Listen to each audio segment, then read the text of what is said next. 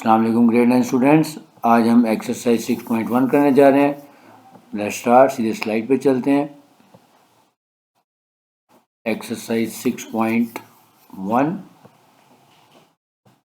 ये रही आपके सामने। टॉपिक का नाम है अलजेब्रिक मैनिपुलेशन। लेकिन अलजेब्रिक मैनिपुलेशन से पहले इंपॉर्टेंट अलजेब्रिक आइडेंटिटीज़ और फार्मूला जो हमने चैप्टर नंबर 4 में पढ़ी थी वो आपके सामने दोबारा लिख रहा हूँ। एक्स प्लस वाई का होल स्क्वायर, क्योंकि ये जो आइडेंटिटीज़ हैं ये आपको आनी चाहिए, क्योंकि जब हम अलजेब्रिक मैनिपुलेशन करते हैं तो उसमें कई जगह पे हमें फैक्टराइजेशन के रूल्स आने चाहिए और कई जगह में आइडेंटिटीज़ यूज़ करनी है। तो ये जस्ट आपको रिवाइज करने के लिए लिख रहा हूँ। एक्स प्लस वन वाई का होल स्क्वायर, फिर एक्स माइनस वाई का होल स्क्वायर, फिर x square minus y square is equal to x plus y into x minus y. Similarly ये तमाम आइडेंटिटीज़ जो हमने चैप्टर नंबर 4 में और 5 में पढ़ी थी वो आपके सामने एक दफ़ा जस्ट एक बर्ड्स आई व्यू के लिए दे रहा हूँ ताकि आप इस पर नज़र मार लें और उसके बाद फिर हम एक्सरसाइज के क्वेश्चंस की तरफ चलते हैं। ये आइडेंटिटीज़, अब हम चलते हैं एक्सरसाइज की तरफ, क्योंकि ये मैं चैप्टर नंबर 4 और 5 में काफ़ी अच्छे तरीके से रिवाइज करवा चुका हूँ, लेकिन अब इसकी एप्लीकेशन आएगी तो लिहाजा एक दफ़ा फिर आपको वीडियो में शो करते हैं। क्वेश्चन नंबर 1 आपके सामने 6.1 का find HCF of the following expressions. अच्छा, ये यहाँ 4.1 कर, ये 6.1 है और एक्सप्रेशन दी हमारे पास 39x7 y cube and z and 91 x की पावर 5 y की पावर 6 एंड z की पावर 7। अब इसमें आपने क्या देखना है कि सबसे पहले आपने जो 39 है इसके प्राइम फैक्टर्स निकाल लेने हैं, इसी तरह 91 के भी प्राइम फैक्टर्स निकाल लेने हैं। तो 39 के प्राइम फैक्टर्स निकलेंगे 3 टाइम्स 13, क्योंकि 13 थीजा 39 होता है और बाकी एज इट इज़ आ गया। सिमिलरली अब 91 के प्राइम फैक्टर्स निकालते हैं तो 13 7 यानी 7 और 13 और बाकी x की पावर 5 y की पावर 6 और z की पावर 7। यानी सबसे पहले आपने किया कि दोनों के प्राइम फैक्टर्स निकाल लिए, 39 के भी और 91 के भी। अब जब हमने HCF निकालना है तो HCF का ये रूल आपके सामने लिखा हुआ है, product of common factors with least part. यानी हमने जो कॉमन फैक्टर्स हैं वो लेने हैं विद लीस्ट पार्ट, और अगर वो पावर में है तो उनकी कम से छोटी वाली पावर लेनी है। ऐसा नहीं, देखें यहाँ पे 13 दोनों में कॉमन है, ये देखें 13 इसमें भी है इसमें भी है, 3 इसमें है लेकिन इसमें नहीं है, और 7 यानी अनकॉमन है। अनकॉमन फैक्टर्स नहीं लेंगे, सिर्फ कॉमन फैक्टर्स लेंगे, यानी 13 ले लिया। और इधर से बात देखें x दोनों में कॉमन है तो लीस्ट पावर यानी x की पावर 5 ले लेंगे, फिर y की पावर 3 और y की पावर 6, इसमें से ये 3 ले लेंगे। सिमिलरली ये z है और ये z की पावर 7 है तो लीस्ट वाला यानी z ले लेंगे। तो हमारा जो HCF आ जाएगा वो आ जाएगा 13 x raise to the power 5 y cube and z, यानी जो x y और z जो पावर में थे उनमें से लीस्ट पार्ट ले लेंगे, उसका प्रोडक्ट ले लेंगे। Next part number 2, 102 x y square z, 85 x square y z and 187 x y z square. Again 102 के पहले प्राइम फैक्टर्स निकाल लेंगे, फिर 85 के निकालेंगे और फिर 187 के। तो 102 के प्राइम फैक्टर्स आ गए हमारे सामने 2, 3 और 17, क्योंकि ये आ गया 2 3 6 और 17 6 जो होता है वो 102 होता है, और X Y square G S आ गया। अब हम 85 के प्राइम फैक्टर्स निकाल लेते हैं, ये आ गया 517, क्योंकि 17 5 या 5 17 85 होता है, या आप वैसे भी प्राइम फैक्टर्स निकालने का आपको तरीका बताया, आप वो वैसे निकाल सकते हैं। नेक्स्ट 187 के प्राइम फैक्टर्स निकाले तो आगे 11 टाइम्स 17 एक्स वाई स्क्वायर जी। अब अगेन रूल आपके सामने है कि product of common factors with least part. ये देखें कॉमन फैक्टर इसमें 17 नज़र आ रहा है और पावर्स में से x ले लेंगे, इधर से y लेंगे और इधर से z लेंगे, तो 17 x y z हमारा HCF आ जाएगा। Next question number 2, find HCF of the following expressions by factorisation. अब यहाँ पे हमारे पास मिड टर्म ब्रेक या आइडेंटिटीज़ की मदद से हम इसको करेंगे। तो पहले हम x square plus 5x plus 6 का मिड टर्म ब्रेक कर लेते हैं। लेकिन 6 और ये 1 का प्रोडक्ट हो गया 6 आ गया। अब 6 के ऐसे फैक्टर जिसका सम जो है वो 5 बने और प्रोडक्ट 6 बने हुए हैं 3 और 2, तो x square plus 3x plus 2x plus 6। यहाँ से अब हम इसको हम सॉल्व कर लेते हैं। पहले पेयर में से हमने इस पेयर में से x कॉमन कर लिया, अंदर आ जाएगा x प्लस 3, प्लस इसमें से हमने 2 कॉमन किया, अंदर आ गया x प्लस 3।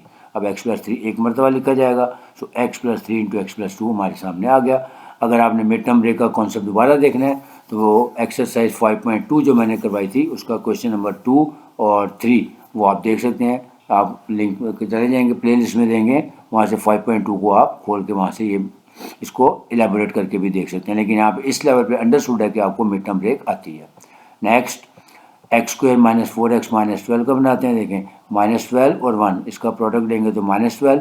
अब ऐसे फैक्टर जिसका सम या डिफरेंस -4 हो और प्रोडक्ट -12 हो तो -6x + 2x आ जाएगा। अब पहले पेयर में से x निकाल लेंगे और दूसरे में से हम 2 कॉमन कर लेते हैं, तो हमारे पास प्राइम फैक्टर्स आ गए x - 6 × x + 2। अब देखें x + 2 मैंने हाईलाइट किया हुआ है कि ये कॉमन फैक्टर है, तो यही हमारा इसका HCF होगा। So HCF is equal to x + 2। Next part number 2, x³ - 27, x² + 6x - 27 और 2x² - 18। तो बारी बारी दे सकते हैं। पहले x³ - 27 का प्राइम फैक्टर बनाएंगे। देखें अब आइडेंटिटी है तो देखें x³ - 3 का क्यूब। अब मैंने जो पहली स्लाइड दिखाई थी उसमें आइडेंटिटीज आपको रिवाइज करवाई थी, तो ये बन जाएगा a³ - b³ का फॉर्मूला, यानी a - b × a² + ab + b²।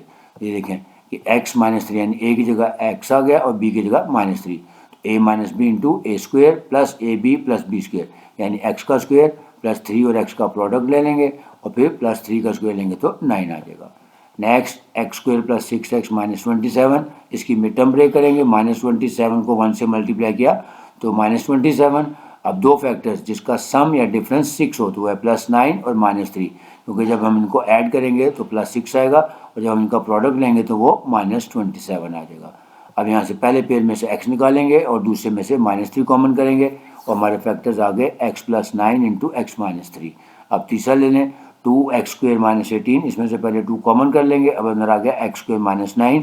अब ये दो परफेक्ट स्क्वायर हैं, यानी a² और -b² का फॉर्मूला यहाँ पे लगाएंगे। तो ये हो गया x का स्क्वायर, ये हो गया -3 का स्क्वायर। अब एक दफ़ा प्लस के साथ एक दफ़ा माइनस के साथ। अब देखें HCF लेना है तो कॉमन फैक्टर ये हाईलाइट किया हुआ है मैंने, x - 3 इसमें भी है, इसमें भी है और इसमें भी है, तो ये हमारा HCF आ जाएगा x - 3।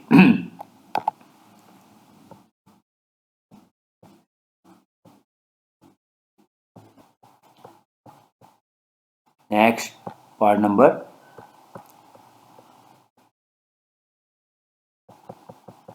3 पे चलते हैं, क्योंकि वो मैंने पार्ट नंबर 3 ये रहा आपके सामने।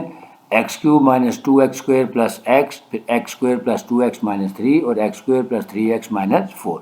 सबसे पहले हम पहले वाला पोर्शन ले लेते हैं, यानी first term x³ - 2x² + x। इसके अंदर देखें x कॉमन है, क्योंकि x इसमें भी है, इसमें भी है और इसमें भी है, तो x कॉमन कर लेंगे तो अंदर आ जाएगा x² - 2x + 1।